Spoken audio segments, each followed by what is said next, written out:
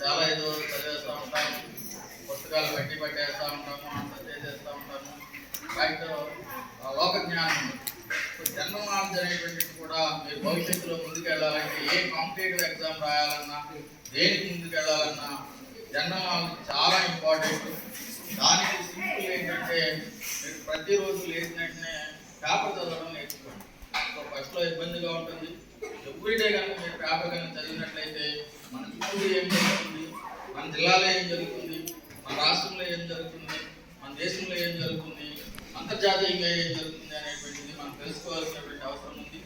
దానికి సింపుల్ పరిష్కారం ప్రతిరోజు మీరు పేపర్ చదవండి. సో తల్లిదండ్రులు కూడా అది అలవాటు చేయాలి.